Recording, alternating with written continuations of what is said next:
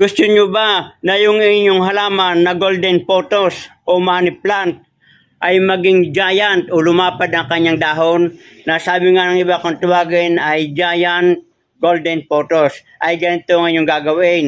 Inyong itanim ng direkta sa lupa at ay pagkaraan ng isang taon o 6 na buwan lalapad ng kanyang dahon. At ipakikita ko sa inyo yung aking itinanim.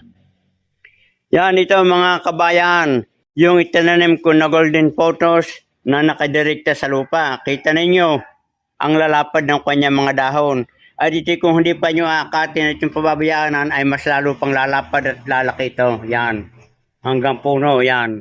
At ngayon ang gagawin ko ay aking aakatit ililipat ko na sa paso o sa taniman na sa masitera. At ngayon mga kabayan ay akin ang aakatin at ililipat ko na sa aking bagong pat na taniman para mas magandang tingnan at malaki.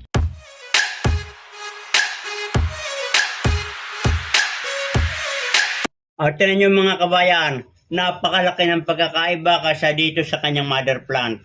Ito yung kanyang mother plant. Ngayon, kung gusto nyo lumaki ng ganito, idirekta nyo sa lupa at ilagay nyo sa isang puno ng kahoy at lalaki ang dahon ng katulad nito.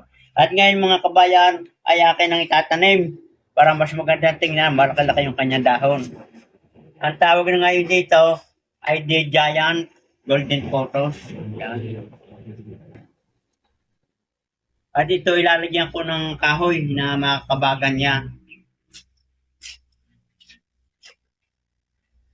Ito namang ganitong halaman mga kabayan, itong natawag na money plant na ito, napakadali nitong buhayin. Huwag na huwag di mapapalagay sa lupa at buhayan, hindi katulad ng ibang halaman na maselan.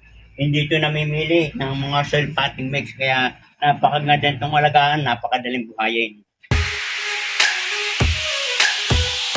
So yan mga kabayan, ganyan lamang pagpupropagate o pagtatanim nitong golden pothos. Ngayon ito ay giant na ang variety. At ito ilalagyan ko dito ng kabagan para mas lalong gumanda.